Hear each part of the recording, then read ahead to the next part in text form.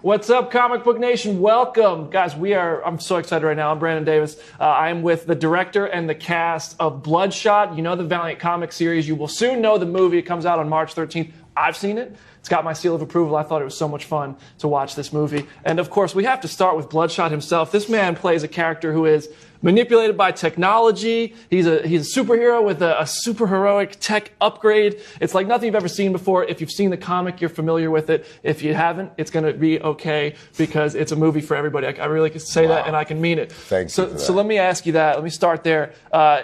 This is a superhero who gets an upgrade, like I said, and it makes him different from what we've seen before. So it makes it different for you, I can imagine. What was challenging about playing this role for you? What was different for you compared to some of the other action movies we've seen you in? Sure. Well, so many of the characters I played in the past are 3 steps ahead, and it's kind of what is the allure about those characters. This character is so in the dark and so he just doesn't have a clue. He doesn't know how he's being manipulated, and therein lies the tragedy. To play a character that is that formidable, that evokes fear and respect on one hand, but halfway through the movie, he's evoking empathy. You're feeling sorry for this character. That's represented with the other cast. That's represented throughout the whole film. That's unique. That's different. That makes this, made it for all of us such an exciting challenge. We knew going into this film that we were potentially launching the Valiant cinematic universe. And we went in with that kind of pride. We all went in with that kind of passion and commitment. But it was different. This is not a conventional, it's crazy when people really call it a superhero movie, because he's not a guy waking up saying, I'm going to change the world, I'm going to do something altruistic. We in the audience are just rooting for him to stop the oppressor, and you see throughout the emotion of all the other characters. It's brilliantly constructed. I mean, we had a script that was so cool and such a mind puzzle that even Guy Pearce, who's incredible in the movie, at a dinner where we're all at this dinner, and Guy Pearce says, thank God I did Memento before doing this movie to prepare me for this mind puzzle. And that's when we kind of, that was one of those moments during production where we go, wow, we really have this, we have something special here. Yeah, and it was really cool. You talk about all those special abilities that he has, and you still made him relatable through love, and that was really cool. And I'd like to talk to the man in charge here, Dave Wilson, the director of Bloodshot. It's your directorial debut. Congratulations. Thank you. You did a great job. So cool. And you found a way to both honor the story in the Valiant comics that Vin mentioned, but also make it accessible for people who may not have read the books. It's a great introduction to a character who is a fan favorite, but also, something fresh for people in all regards. How did you kind of go about adapting a popular book like that? So there's 2 things about it. That one is, like, whenever you read a script or a story, or the graphic novels for that matter, there's always a core concept that you get behind, and it has to be sort of relatable to everybody. Otherwise, it's difficult to understand on a personal level. And there was this idea at the core of that we all face, which is this idea of the sort of illusion of choice in the face of technology. I feel like we're all facing the sort of manipulation that is sort of running rampant through society these days, and maintaining a sense of agency in the face of all that. It was what was sort of very compelling to me about the character. I felt he was the sort of personification of that dilemma. But then, at the same time, like, you have to make it entertaining, and there's so much in the comic book, but you don't want, while you want to be faithful and sort of do service to everything that has come before you, from like the 90s run to like the Lemire run that was a big inspiration for us. You don't want to put so much in there that it alienates those people who sort of aren't familiar with it. So you just want to tell one great story to start with that everyone can get behind. And I feel like that's the introduction, because if you're losing the audience with anecdotes or storylines or plot points that they can't understand, that are only sowing the seeds for something that'll bear fruit 5 films later, I feel like you may not even get there. So it was very much like, how do we take the core components of this character and that dilemma and make it appealing and entertaining to an audience that may be completely unfamiliar.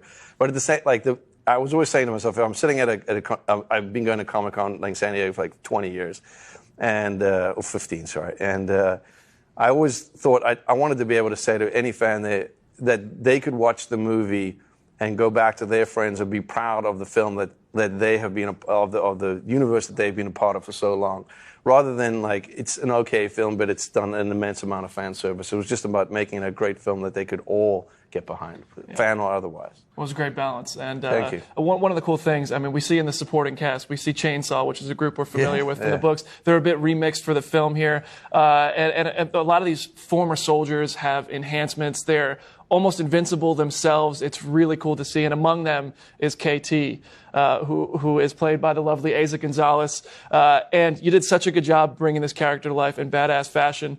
You had one cool scene that was very peaceful and just reminiscing of how much heart is in this movie, and it was the scene where you're dancing underwater. Mm-hmm. What kind of training did that require to get in there and perform underwater like that? How'd you pull that off?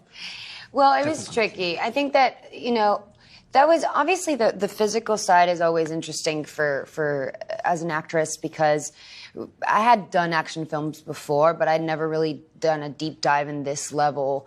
I'd never been so physical. And so it was interesting because I learned so much in this film. I learned how to I had never done it. What I loved about Dave is when it came to these things, he wanted to be as real as possible and keep to the sci-fi side to the sci-fi side in the sense of CGI. And so we were underneath a pool. They created this whole set, the inside, and there was a pool inside of there. And we would go with their incredible female stuntee and go underwater. And I was weighted, and I would go underwater and sort of train. And I was not on my 100% at the time, and so it was really tricky for me. But it was incredible, and it was so satisfaction, the satisfaction of watching the movie and seeing the outcome was incredible. But I will say that the most interesting part of the role was not just the physicality, it was just sort of the intricacies of how we could find KT in this film being a real contemporary woman, and that the younger girls could actually relate to her. I felt like